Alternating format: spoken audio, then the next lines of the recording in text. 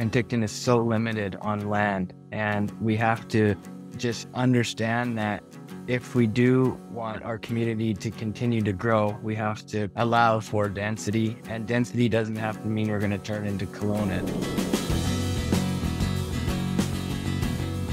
Hello and welcome to the first ever episode of the Deep Fryer podcast with Joe Fries. I am Joe Fries. You may recognize my name from the pages of the Penticton Herald, where I've been a local news reporter for the past 8 years. This is really aimed at filling what I see as a bit of a void in our community for good insight, analysis, conversation about the big issues facing us. This is not a knock on the local media because I'm a part of it. It's just a fact of life. We can't get to all of it. It's like drinking from a fire hose. So we're going to try to fill that void here. And second, to be really clear, this is my side hustle. I'm not quitting my day job anytime soon though. And we are seeking new sponsors to help keep us going. Now, with all that out of the way, on to our first guest, who happens to be Drew Barnes. He's with Parallel 50 Construction and also the Activate Penticton Society. I gave him some homework before coming on. The assignment was to design me a $250,000 new home in Penticton. So let's find out what he came up with. Drew, welcome. Thank you. Thanks for having me out. Excited to be here. Good. Drew's well known in Penticton for all kinds of things, all of them good, but I've asked him onto the show to talk about housing, and in particular the cost of housing and what we can do to perhaps make it more affordable, or as Drew is going to tell us about, more attainable. So that's the plan here. Drew, first, just set the stage. Tell us really briefly what it is you do for a living and how long you've been doing it. I've involved in construction industry, doing real estate development and construction, mostly residential here in the Penticton area. Are you in the design or the construction part? What part do you do? So I'm in the office here. We do a lot of the project management, project planning, finances, that kind of thing. And then we have another division that does all the on-site construction stuff. Drew, you'd be remiss not to tell us who it is you work for. Parallel 50 Construction. Okay. And that's a homegrown Penticton company? Yeah, it's myself and my business partner, Brad Klingston. We're both born and raised Penticton people. Great. Okay. Drew, when I first approached you about coming on, I said to you, I'd love to have you come on the show and tell me why there's no such thing, why no one's building a $250,000 house in Penticton. It's possible that I live in a time warp, but I think $250,000 is still a lot of money. And there's a lot of places in Canada where you can buy a nice house still for $250,000. So why is there no such thing as a new house, a new home for $250,000 in Penticton? Yeah, I think it's a tough question to answer in a short conversation, but in Penticton, I mean, just to start off, we're limited by land. You can't even find a piece of land for $250,000, right? So before you even start construction, you're pushed over budget. So ways around that are adding density and stuff like that. Infill projects, carriage houses, condominiums, where, you buy the land for $1 million and then you split it over 10 units rather than one single family home. So yeah, adding density is one way to reduce that first burden of the land price. Another one that lots of people don't like to talk about, but all our homes are 2-car garages, 1-car garages. We're doing a lot to provide for vehicles, but it's not that easy just to say everyone has to stop driving vehicles, right? You got to start planning your city with bike lanes and stuff like that. Our expectations on housing, I think the average single family home is growing from about 1,500 square feet 50 years ago to almost 3,000 square feet. So it's doubled. So people's expectations of a master bedroom, ensuite, all that stuff. When you talk about achieving affordable housing, there's got to be some sacrifices. And that includes smaller square footages and stuff like that. You don't have to sacrifice on quality or anything, but a good first step would be shrinking the building size and managing expectations of what reasonable living size. Yeah. Okay. So the $250,000 example. So Penticton, the land alone, say that would cover that $250,000. So I guess what if you say someone kind-hearted developer or the city even said, okay, we want to take this on as a goal. We want to build homes for families for $250,000. Let's just for arguments call them townhouses. Okay. Mm-hmm. What would the preconditions be for that? Would you have to have free land? free labor and pay a bit for supplies, or like how could you do it? How could you make it work for $250,000 bucks? Yeah. So we actually did a project at Carriage House where there essentially is no land because the client already owned the land and they wanted to add a carriage house.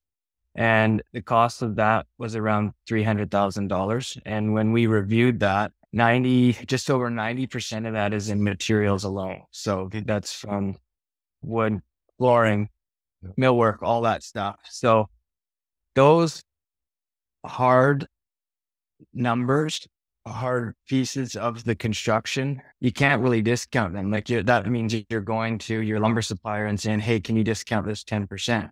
So if you paid $50,000 on lumber, that's only $5,000 you're getting from them. And then they're just taking a hit on their margins. You'll see a lot of talk around BC Housing, which is, a provincial body that provides a lot of money, millions of dollars to provide affordable housing. And what they typically do will provide 10 or 20% of the total project costs as like a grant.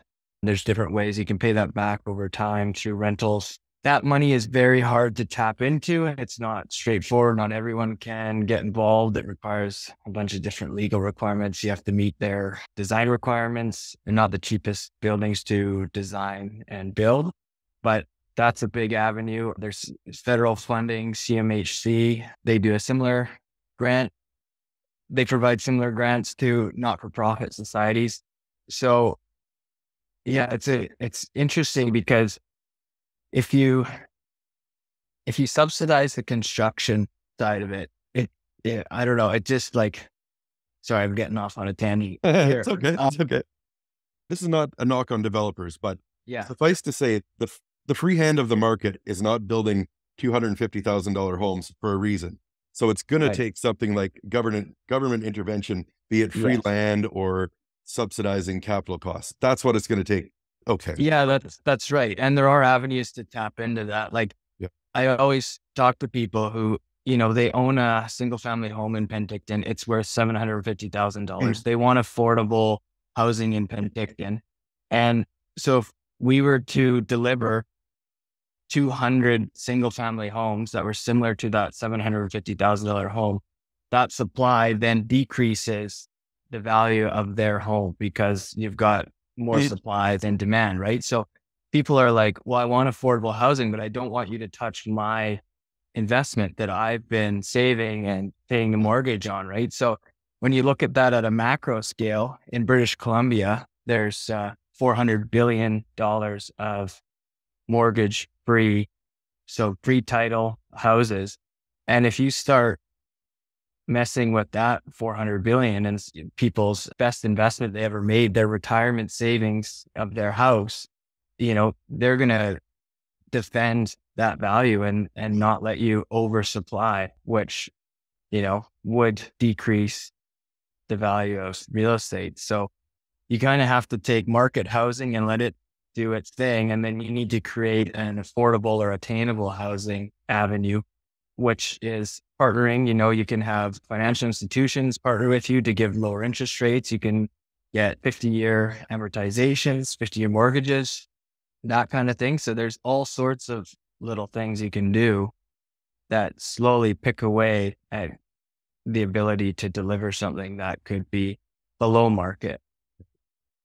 Okay. And that's what I think of affordable housing is when you can say, market is 100%. If you can deliver something in the 60 or 70% of market rate, I think you've achieved attainable housing. And the loose definition of affordable housing is 1/3 of one's income. And I think if you can, decrease market rent, say if you decrease one bedroom from $1,000 a month, that's what the Penticton market's saying. If you can get it down to between 600 and 700, I think you could call that affordable housing. Yeah. Interesting. Okay. Let's expand on that phrase, attainable housing. Yeah. I put to you, well, the city of Penticton has announced the council striking 2 task forces, one of which is going to be recommending potential changes to the official community plan to encourage more housing. And Yeah. so I'm wondering if you have any thoughts on what could change, and if like, I look at someone like you and think, here's a guy who we should probably be having lead that committee. Do you have interest in serving on something like that? Yeah, I've signed up for it or I've applied to see if I make the list. I sat on the Economic Prosperity Committee last year and the Parks and Rec Committee. And then I was also, when they did the last OCP, I was at all the workshops, and it was kind of interesting seeing how all that works. I think that document from our industry, when we look at a site, that's the first document we look at. Like, what has the city or the public decided they want this piece of property to be? And then, it's supposed to be reviewed every 5 years, which we have come up to. I know it seems like we just did it a year ago, but it's been around 5 years, or it's coming up on 5 years. And I think the OCP is a 20-year outlook for your city, reviewed every 5 years.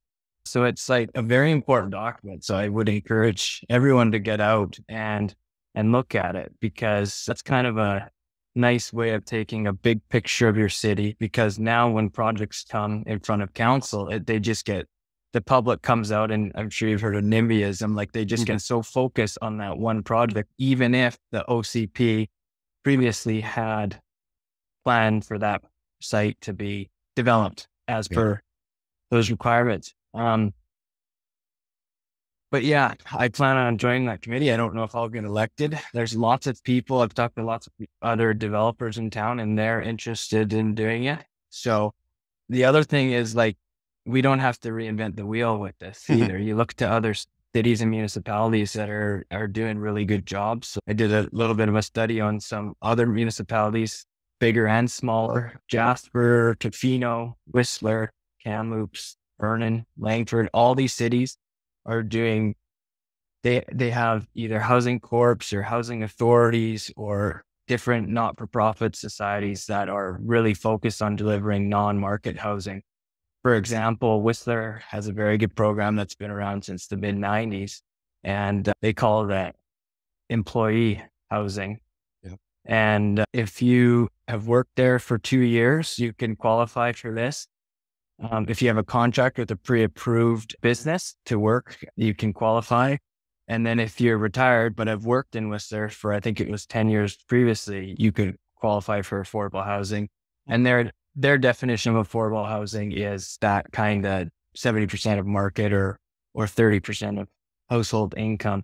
So yeah, like, just look to other municipalities that have been doing this since the mid-90s, and they've figured a lot of it out, and very successful programs. But like you said, not without some sort of subsidy or assistance from provincial or federal bodies. Yeah. It kind of pains me to ask you to delve into the details of like a 300-page OCP, but it is a policy document. What sort of policy changes do you, like, off the top of your head, what sort of policy changes, would have an immediate effect of encouraging housing? Would it be increasing densities and stuff like that? Yeah. Yeah. And you can go on. City of Penticton is surrounded by lakes and mountains and the Penticton Indian Band. So, we either have to go up or out. And it seems like the general consensus from the city of Penticton is they don't want either, but we got to do something. From like an environmental point of view, going out and up the hills is not the best option for us. So if we can densify the downtown, I think the project that the city's been doing with the Northern Gateway over the last couple of years is great. There's a lot of opportunities there, big parcels, underdeveloped.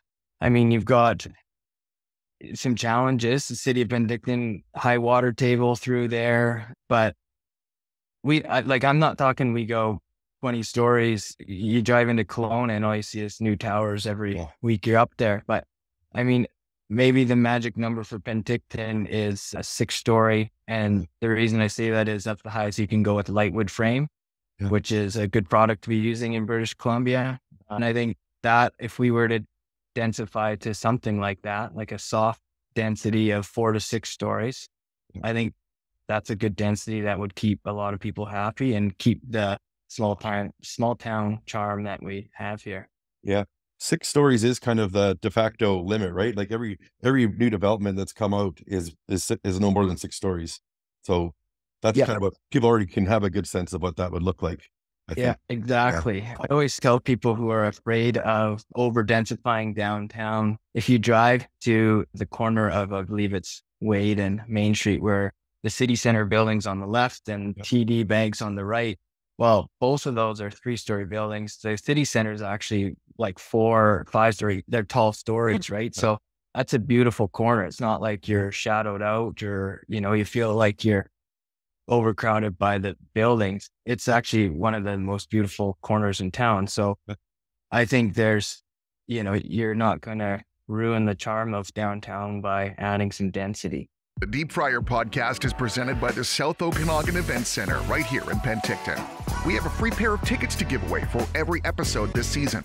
Upcoming events include the Penticton Bees playoff games, Blippi, the Wonderful World Tour on May 19th, TLC and Shaggy Hot Summer Nights Tour on July 15th, Bonnie Raitt with special guests Royal Wood coming September 22nd, and Skid Row and Buck Cherry on October 10th.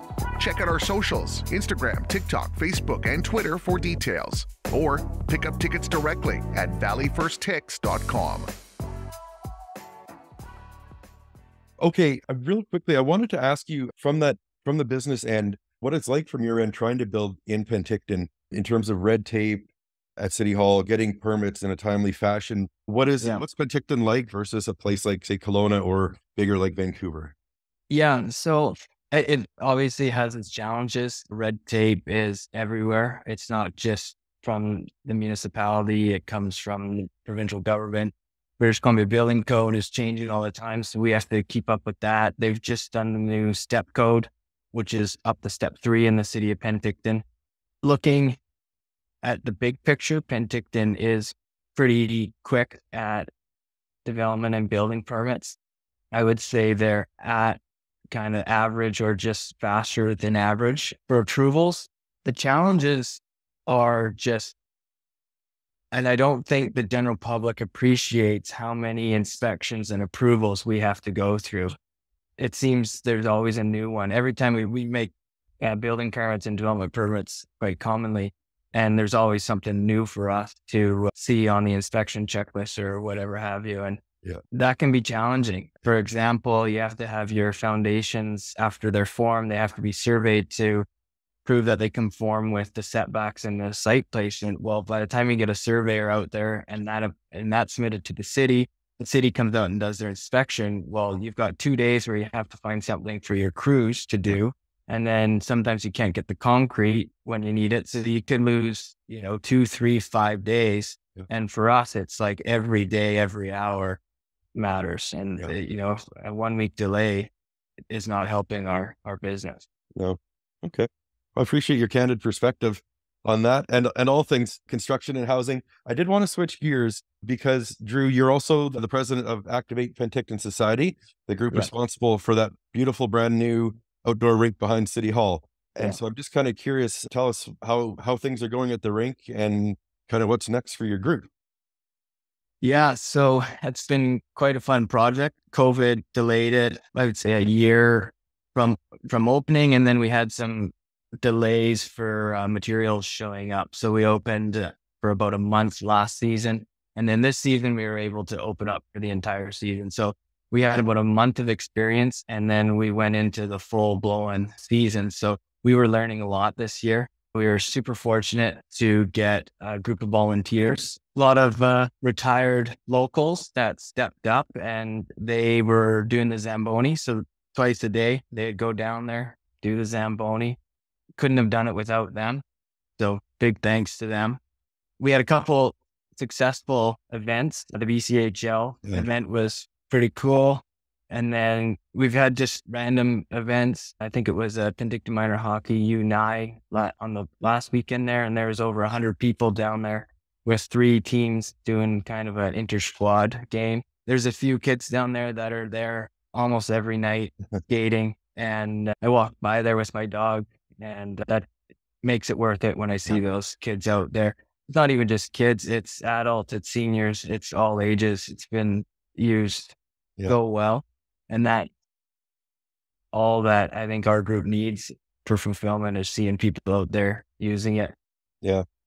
I went to the BCHL showcase event on, I think it was the Saturday night, and it was kind of cold and windy. The Yeah. referees were shoveling snow, Yeah. but I thought that whole weekend, the photos that came out of that, the video, it looked beautiful, it looked great. And I'm Yeah. curious how all the equipment held up. Did everything perform as expected? It ran well. Yeah. No hitches from that point of view. The snowfall was the worst part. The cold weather, to some degree, until it gets too cold, Yeah. it definitely helps us out. So Yeah. when the chillers aren't running, it's quieter down there. The ice is better shape. Our Activate Penticton Society did the design and the build down there. And we've never built a skate rink before, or designed a public washroom. Or there's still some things we need to get done. We are still trying to fundraise for benches and stuff like that. I mean, the dream would be to have a fire pit down there and other areas to kind of really make it more enjoyable and have it set up so we can have food trucks down there on weekends or winter festival skates and all that kind of stuff. So there's still a lot more not a lot to go there. I think it is, substantially complete, but I think it will be a forever improving project as funds and grants become available. Okay. And on the Activate Penticton website, there's donate options there, right? And Yeah. volunteer signups and everything. Yep, all that there. So yeah, activatepenticton.com, and you can either reach out to us directly through that, or you can donate through the link there. Okay.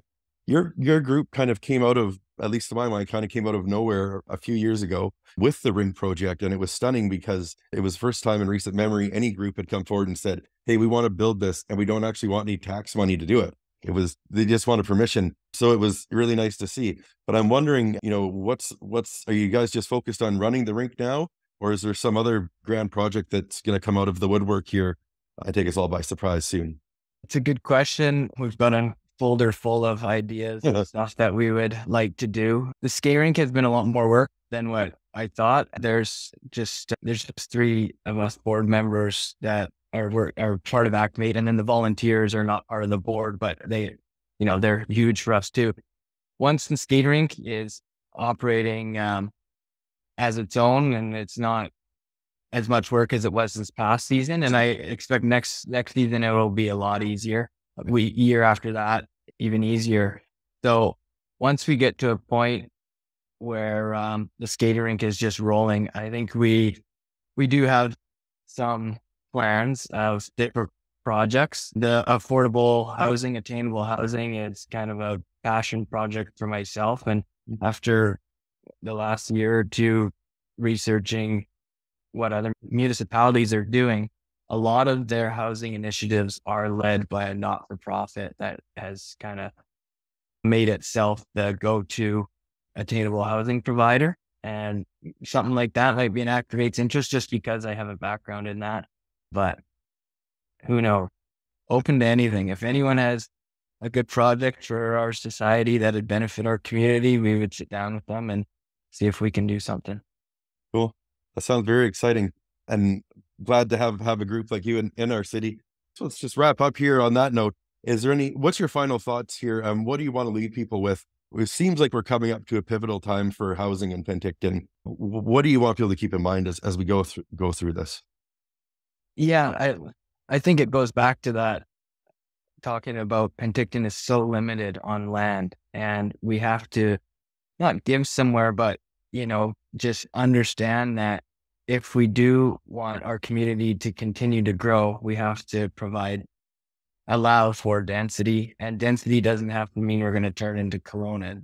A nice soft density means, 4 or 6-story, keep it the light wood frame, keep the parking underground, or reduce parking minimums, or allow developers to do no parking. Parking can cost a unit $50,000 to $100,000. So you eliminate that off the market price, you're already getting closer to affordable housing. And just show up and understand how it works. It's such an interesting process. There's tons of professionals providing input. These professionals go all around BC, North America, and do these official community plans for all kinds of municipalities. So they're great to ask questions, and you can find out why stuff is done. Why is there density in this area but not this area? And why are we not expanding up the hills? Where's the city's limits? All that kind of stuff. You can even talk as much as with all this growth, are we going to need infrastructure upgrades? And staff is there. City Penticton staff is great. We're very lucky with our staff and their expertise. And it's a great place to get to know these people and pick their brains. Yeah. Okay. Drew, it's been a pleasure talking to someone who shares my interest in seemingly obscure topics like OCPs and housing, but it's so pivotal. And I know our audience is like-minded as well. These are things we need to talk about, the conversations we have to be having. And I'm glad we could finally give it some airtime to have that conversation. So thank you. Thank you. Yeah, it's a pleasure. And I enjoyed talking about it with you. Great. Well, now we know a $250,000 house isn't going to happen anytime soon in Penticton without government or divine intervention. I found it fascinating as he was talking about the how much parking adds to the cost of building new homes and how that might be a bit of low fruit to pluck if we're looking to build more affordable housing. I'm curious to know what you think. You can reach out and reply and share your thoughts on all our social media channels, or check out the website deepfryerpodcast.ca. Before we go though, and because it's the first episode, I do want to say thank you to a few people. There's a few guys who've been encouraging me to do this for the past few years, who've supported me and helped me get this thing off the ground. You know who you are. Thank you. Also to my producer and co-conspirator, Dan Riando. Thank you for your help. And to Michelle Aragon for introducing Dan and I in the first place. Thanks for being here. Hope to see you again next time.